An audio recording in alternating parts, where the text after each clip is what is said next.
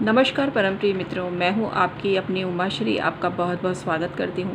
मित्रों, मैं एक ज्योतिषी हूं और 23 वर्षों से भी अधिक समय से काम कर रही हूं। आप चाहें तो अपनी कुंडली का परामर्श लेकर अपने जीवन को सफल बना सकते हैं। आप रेकी हीलिंग, एंजल हीलिंग या लामा फेरा पद्धति से भी अपने बारे में जान सकते हैं। यदि आपको लगता है कि आपके घर में कुछ ब्लैक मैजिक हुआ है तो उसके लिए भी आप संपर्क कर सकते हैं। हम वास्तु पुरुष की हीलिंग करके आपके घर को प्रोटेक्ट करते हैं, प्रोटेक्शन देते हैं। इसके अलावा आप अपनी कुंडली दिखाकर, मतलब कुंडली तो हम बनाकर नहीं भेजेंगे, लेकिन कुंडली के बारे में जानकर ये पता कर सकते हैं कि 2021 में कौन सा समय आपके लिए विशेष खराब है, क्योंकि 2020 की हालत तो आपसे छुपी नहीं है। 2021 के बारे में अगर आप जानना चाहते हैं तो पूरे 1 साल का हम प्रेडिक्शन आपको बनाकर देंगे और इसके जो चार्जेस वगैरह हैं उसके लिए आप संपर्क करें। आपके बिज़नेस में कब प्रॉब्लम आ सकती है, आप ऐसे पूरे साल के लिए क्या उपाय शुरू से ही कर लें जिससे पूरे साल आपके लिए अच्छा बना रहे, किस चीज़ से आपको बचना है, क्या खाना चाहिए, क्या पहनना चाहिए, घर में ऐसी कौन सी चीज़ें लाकर रखें जो आपके लिए लकी हैं, ये सब बातें आपकी कुंडली के हिसाब से आपको बताई जाएंगी। तो तुरंत संपर्क करिए, ये बहुत ही काम की चीज़ है। थोड़े से पैसे को मत देखिए, पैसा तो देखो खर्च करना ही पड़ता है जब कुछ चाहिए होता है। 3 घंटे की मूवी भी फ्री में नहीं देखने को मिलती है, उसके लिए भी आप पैसा खर्च करते हैं। तो जो चीज़ आपकी ज़िंदगी से जुड़ी हुई है, ज़िंदगी के महत्वपूर्ण फैसलों से जुड़ी हुई है, उसके लिए कंजूसी क्यों कर रहे हो। तुरंत संपर्क करो, परामर्श लो। ईमेल आईडी के थ्रू परामर्श देती हूँ आपको और ये सबसे सेफ़ तरीका है। किसी भी ज्योतिषी से मिलते हो या टीवी चैनल्स पर जो शोज़ आते हैं उनमें भी आप बात करते हो तो या तो आप अपने नाम बदल के बात करो, नहीं तो आप कहाँ से बोल रहे हो, आपकी प्रॉब्लम क्या है, आपका नाम क्या है, पूरी दुनिया को पता चल जाता है। ज्योतिष के उपाय हमेशा गुप्त रूप से करे जाते हैं और गुप्त रूप से ही परामर्श लिया जाता है। यहाँ हम ये नहीं कह रहे कि आप चैनल वालों से परामर्श लो, आपकी जो मर्जी करो, आपको जो सही लगता है करो। मैंने सिर्फ यहाँ पर अपने विचार व्यक्त किए हैं, स्वतंत्रता होने के नाते, विचारों की स्वतंत्रता जो है उसके नाते विचार व्यक्त किए हैं और किसी का भी अपमान करना मेरा किसी प्रकार से उद्देश्य नहीं है, तो कोई व्यक्ति अपने पर ना लगे। मित्रों, चलिए आज का वीडियो शुरू करते हैं। आज आपको बहुत बेहद खास जानकारी दे रही हूँ। आज आपको बता रही हूँ एक ऐसी चीज़ के बारे में जो आप जानते तो हैं, लेकिन इसके कुछ खास उपाय या खास प्रयोग आप नहीं जानते। ये है गोपी चंदन, जो कि कृष्ण भक्ति शाखा के जो लोग हैं उनका विशेष प्रिय है। भगवान श्री कृष्ण को जब श्रृंगार करते हैं, तिलक लगाते हैं, तो गोपी चंदन का प्रयोग किया जाता है और विभिन्न धार्मिक क्रियाकलापों में विभिन्न देवी देवताओं के लिए इसके तिलक के रूप में इसका प्रयोग किया जाता है, घिसकर लगाया जाता है परमात्मा को श्रद्धा अभिव्यक्त करने के लिए। लेकिन आज मैं आपको गोपी चंदन का एक ऐसा उपाय बता रही हूँ जो यदि आप जन्माष्टमी के दिन करते हैं तो भगवान श्री कृष्ण को अपने बिल्कुल पास ही पाएंगे आप, और उनकी कृपा दृष्टि भी आप पर भरपूर बरसेगी। मित्रों, भक्ति में बहुत शक्ति होती है, ये तो आप जानते ही हैं, और भक्ति की ही मैं आपको रास्ता दिखा रही हूँ, लेकिन मैं माध्यम हूँ। परमात्मा स्वयं चाहते हैं कि उनका आशीर्वाद आपको मिले, इसलिए शायद मेरे मन में इस टॉपिक को लेकर वीडियो बनाने का आइडिया आया। और मित्रों, इसका दिव्य प्रयोग आपको बता रही हूँ। गोपी चंदन लेकर आपको क्या करना है, आपको भगवान श्री कृष्ण की एक ऐसी तस्वीर लेनी है जिसमें राधा जी और कृष्ण जी मुस्कुराते हुए, बांसुरी बजाते हुए, युगल छवि वाला जो चित्र है वो चित्र आपको लेना है। यदि पति पत्नी संबंधों में खटास है, लड़ाई झगड़ा चल रहा है, तो दोनों पूजा में बैठ जाएं, या दोनों में झगड़ा हो रहा है तो एक व्यक्ति भी बैठ जाए जिसको कि दूसरे को मनाना है। आपको गोपी चंदन को घिस लेना है, गंगा जल मिलाकर या वैसे ही शुद्ध जल मिलाकर घिस लीजिए। इसके बाद इस गोपी चंदन को भगवान श्री कृष्ण के तिलक लगाइए और इसको राधा जी के भी तिलक लगाइए। और इसको जब गोपी चंदन का तिलक लगाएंगे तो आप, जैसे आपने एक ये लिया है तो ये एक पूरा घिस जाना चाहिए, जब तक आपको लगाते रहना है, लगाते रहना है, लगाते रहना, पूरा घिस जाना चाहिए ये। और ये आप रेगुलर करिए। जन्माष्टमी के दिन तो आप करेंगे, उसके बाद डेली आप ये प्रक्रिया अपनाइए तो आपके घर के जो संकट हैं, झगड़े हैं, क्लेश बिल्कुल ही दूर होने लगेंगे। और जो भी आपका प्रियजन है, जिसके प्यार से आप वंचित हो गए थे, वो आपसे कुपित हो गया था, वो स्थिति भी समाप्त होने लगेगी।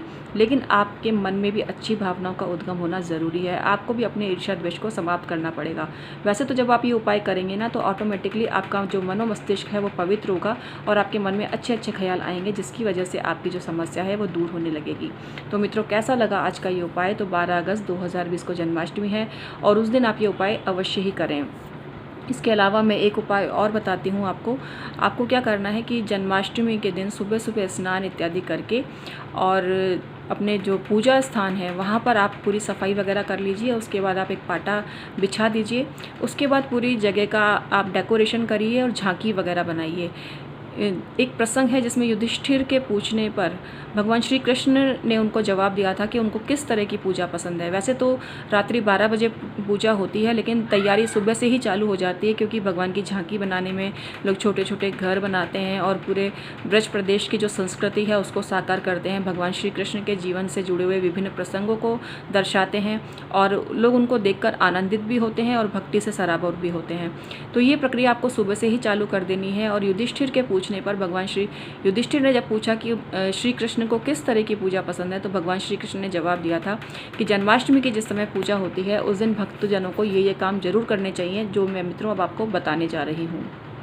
धर्मराज युधिष्ठिर ने भगवान श्री कृष्ण से ये सवाल कहा था कि हे प्रभु, जिस व्रत को करने से, मतलब जन्माष्टमी के दिन जिस तरीके से व्रत करने से आप सबसे ज़्यादा प्रसन्न होते हैं, वो तरीका आप मुझे बताइए। तो भगवान श्री कृष्ण ने इसका जवाब क्या दिया, मैं आपको ये बताती हूँ।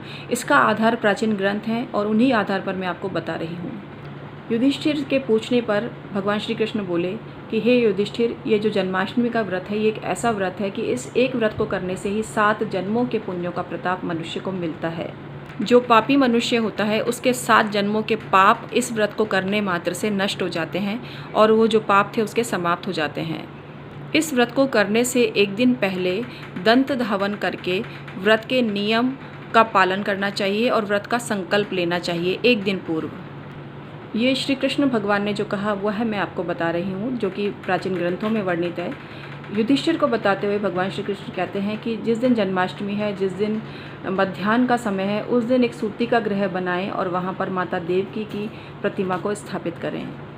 ये अलग अलग ग्रंथों में अलग अलग वर्णित किया गया है, क्योंकि भगवान श्री कृष्ण ने एक जगह तो ये बताया गया है कि भगवान श्री कृष्ण युधिष्ठिर को कहते हैं कि मध्याह्न समय में एक सूती का गृह का निर्माण करें और वहाँ पर माता देवकी का सूती का गृह का निर्माण करें, इस तरह से कहा गया है। अब एक जगह पर जो अध्ययन किया तो ये चीज़ सामने है कि मूर्ति वगैरह बनाएं, तो ये तो आज की है बात है, मूर्ति तो अभी आज के समय की बात है। उस समय जब पूछा होगा तो मूर्ति वाली बात तो नहीं होगी।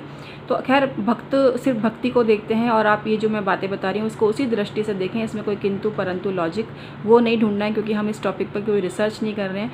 हम सिर्फ भगवान की जो भक्ति है उसको जानने का प्रयास कर रहे हैं और भगवान श्री कृष्ण के श्री मुख से जब पता चल जाए कि वो उन्होंने किस तरह की बात युधिष्ठिर जी से कही थी, तो हमारे जो कर्ण हैं वो पवित्र हो जाएंगे। उस सूती का गृह को विभिन्न पुष्पों की वनमालाओं से सुशोभित करें। गोकुल की भांति वहाँ पर गोप गोपी, घंटा, मृदंग, शंख सुसज्जित करें और सूती का गृह के बाहर द्वार की रक्षा के लिए विभिन्न चीज़ें रखें। दीवारों पर मांगलिक चिन्ह, स्वास्तिक इत्यादि बनाना चाहिए। इस दिन षष्ठी देवी की भी नैवेद्य के साथ स्थापना करनी चाहिए और उनको नैवेद्य भी अर्पित करना चाहिए। बीच में श्री कृष्ण की सूती का गृह के भीतर की बात हो रही है कि सुप्तावस्था में माता देवकी को स्थापित करें और वहाँ पर भगवान श्री कृष्ण अपने बाल स्वरूप में उनके समक्ष स्थापित करें। एक पलंग स्थापित करें, वहाँ पर माता देवकी श्री कृष्ण को दुग्ध पान करा रही हैं, इस तरह के दृश्य का भी वहाँ पर क्रिएट करना चाहिए, इस तरह से बताया गया है। एक कन्या के साथ भी माता देवकी की प्रतिमा वहाँ पर स्थापित करनी चाहिए।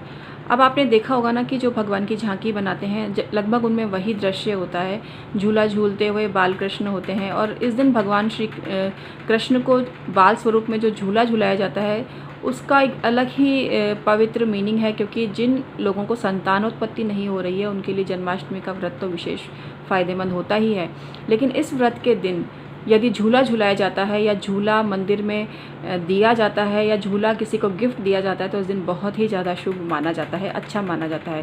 यदि गिफ्ट ना लेवें तो स्वयं भी इस दिन नया झूला खरीद के लाएं और उसमें बाल गोपाल की जो मूर्ति है या तस्वीर है उनको झुलाएं, तो ऐसा करने से भी बहुत ज़्यादा पुण्य की प्राप्ति होती है। और संतानोत्पत्ति भी ऐसे लोगों को होती है जो कि संतानहीनता की वजह से परेशान हैं। इस डेकोरेशन में जो कंस हैं, क्योंकि कंस जो है वो कालनेमी का ही अवतार था, और कंस और उनके जो पहरेदार हैं उनको निद्रावस्था में चित्रित करना चाहिए। गौ, हाथी, अप्सराएं आदि नृत्य की मुद्रा में चित्रित करने चाहिए। यमुना नदी का चित्र, कालिए नाग का चित्र, नंद बाबा का टोकरी में उठाया हुआ श्री कृष्ण का बाल स्वरूप, ये सब चित्रित करने चाहिए। और जन्माष्टमी के दिन जो अपनी जितनी भावना से इन चित्रों को प्रदर्शित करता है, झांकियाँ बनाता है, क्योंकि झांकी बनाने वाला बहुत ही पुण्य का भागीदार होता है। और जो मनुष्य झांकी बनाने में आर्थिक सहयोग देता है उसका तो फिर कहना ही क्या है। भगवान श्री कृष्ण के नाम से जो भी मनुष्य आर्थिक सहयोग देता है, मंदिर के निर्माण में, उसकी सजावट में जो सहयोग करता है, उसको अखंड पुण्य की प्राप्ति होती है। ये सब चीज़ें गुप्त रूप से करनी चाहिए। ज़्यादा ओपनली जो प्रचार प्रसार करने से इस चीज़ का महत्व समाप्त हो जाता है। इस दिन भक्ति भाव से परिपूर्ण होकर गंध, पुष्प, अक्षत, धूप, नारियल, अनार, ककड़ी, सुपारी, इसके अलावा केले, अमरूद, ये सब भी अर्पित किए जाते हैं। इसके अलावा धनिये की पंजरी बनाई जाती है, उसको अर्पित किया जाता है। मेवा पाक बनाया जाता है इस दिन, वो उसका भोग लगाया जाता है। पंचामृत का भोग भगवान को लगाया जाता है। इसके अलावा जो तुलसी पत्र भी अर्पित किया जाता है और तुलसी पत्र और पंजरी का प्रसाद ग्रहण किया जाता है। आटे की भी पंजरी बनाई जाती है और उसको भी प्रसाद के रूप में वितरित किया जाता है। जन्माष्टमी के दिन हम कृष्ण मंत्रों का तो जाप करते ही हैं, लेकिन इसके साथ साथ ये मंत्र भी अवश्य ही बोलने चाहिए और इनकी एक माला भी करनी चाहिए। आइए बताती हूँ वो मंत्र कौन से हैं। ओम देवक्य नमः, ओम वसुदेवाय नमः, ओम बलभद्राय नमः, ओम श्री कृष्णाय नमः, ओम सुभद्राय नमः, ओम नंदाय नमः, ओम यशोदाय नमः। इन मंत्रों का जाप करके सभी का अलग अलग पूजन करना चाहिए। आधी रात को जब श्री कृष्ण की पूजा की जाती है तो आधी रात को ही षष्ठी देवी का भी पूजन किया जाता है। नवमी तिथि को कृष्णों में प्रीतियाम यह कहकर ब्राह्मणों को भोजन कराने के बाद दक्षिणा देनी चाहिए। तो इस तरह से कुछ बातें मैंने आपको वो बताई जो युधिष्ठिर जी ने कृष्ण जी से पूछी थी और उन्होंने बताया था। तो कुल मिला के जो बात निकल के सामने आती है वो यही है कि भगवान श्री को झांकियाँ बहुत प्रिय है और झांकी लगाने से और झूला झूलाने से भगवान बहुत ज़्यादा प्रसन्न होते हैं और अपने पूरे परिवार का जब वो नाम जब अपने भक्तों के माध्यम से सुनते हैं तो वो बहुत ही प्रसन्न होकर आशीर्वाद देते हैं। तो ये मैंने आपको ख़ास बात बताई। इसके अलावा सामान्य रूप से किस तरह से पूजा करनी चाहिए, क्या क्या बनाना चाहिए जन्माष्टमी के दिन, किस चीज़ की प्रसादी चढ़ानी चाहिए, ये सब भी मैंने इस वीडियो में आपको बताया। जिनको संतान की कामना है उनको भगवान श्री कृष्ण के बाल स्वरूप की, लड्डू गोपाल स्वरूप की पूजा करनी चाहिए। इसके अलावा जिन पति पत्नी के गृहस्थ जीवन में परेशानी है उनको श्री कृष्ण के माधुर्य स्वरूप की, राधा और कृष्ण के मधुर स्वरूप की उपासना, युगल छवि की उपासना करनी चाहिए। जो मनुष्य अपने बिजनेस प्रोफेशन में है, कोई काम कर रहा है, उसको भगवान श्री कृष्ण के जो अर्जुन को उपदेश देते हुए चित्र को अपने ऑफिस में अवश्य ही लगाना चाहिए और उनके उसी स्वरूप की, उपदेशक स्वरूप की उपासना करनी चाहिए। इसके अलावा भगवान श्री कृष्ण का गाय के साथ खड़ा हुआ चित्र, जो बांसुरी बजाने वाला चित्र है, वो भी बहुत ही शुभ माना जाता है और वो भी प्रोफेशनली जो लोग एक्टिव हैं उनके लिए बहुत ही बढ़िया है और किसी चमत्कार से कम नहीं। तो इस प्रकार से जो मनुष्य भगवान श्री कृष्ण की पूजा करता है उसके संदर्भ में एक जगह प्रसंग भी है जहाँ भगवान श्री कृष्ण स्वयं कहते हैं कि हे धर्मराज युधिष्ठिर, जो मनुष्य इस तरह से जन्माष्टमी का जो उत्सव मनुष्य मनाता है उसके जीवन में कभी किसी चीज़ का अभाव नहीं होता। वह पुत्र संतान, आरोग्य, धन धान्य, लंबी आयु और उत्तम राज्य को प्राप्त करता है। जिस देश में ये जन्माष्टमी का उत्सव मनाया जाता है वहाँ किसी भी प्रकार का भय नहीं रहता है। वहाँ पर मेघ समय पर वर्षा करते हैं और सभी कार्यों में मनुष्यों को सफलता मिलती है।